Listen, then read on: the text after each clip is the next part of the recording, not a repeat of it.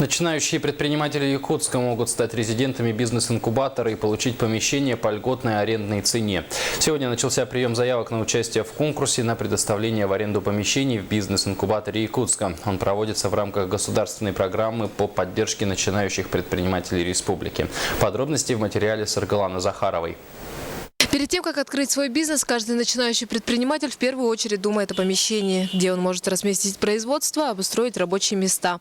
При нынешней экономической ситуации в стране и росте цен эта задача усложняется. Аренда иногда может быть неподъемной для организации.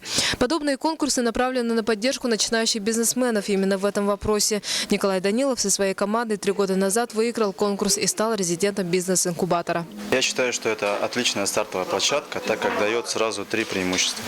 Во-первых, финансовое, за счет льготной аренды.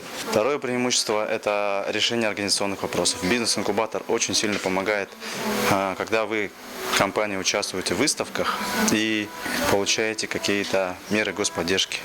И в-третьих, конечно, это интеллектуальное. Очень много семинаров проводится и круглых столов, как с органами государственной власти, так и с бизнесами, которые уже встали на ноги. Победители конкурса могут размещаться на базе бизнес-инкубатора в течение 3 лет. Отметим, что претендовать на такую возможность могут предприниматели только определенных видов деятельности. У нас есть определенные ограничения по видам деятельности. Сразу скажу, не допускаются к участию в конкурсе предприниматели, занятые торговлей, оказанием услуг в сфере бытового обслуживания, медицинских услуг, финансовых услуг.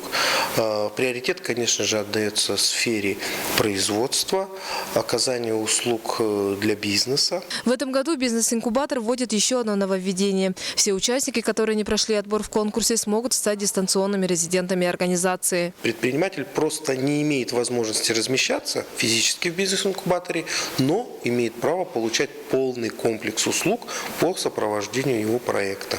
Кроме того, предприниматели, которые подали документы на конкурс, но еще не определился победитель, могут размещаться у нас в коворкинг-центре бизнес-инкубатора, также на льготной основе.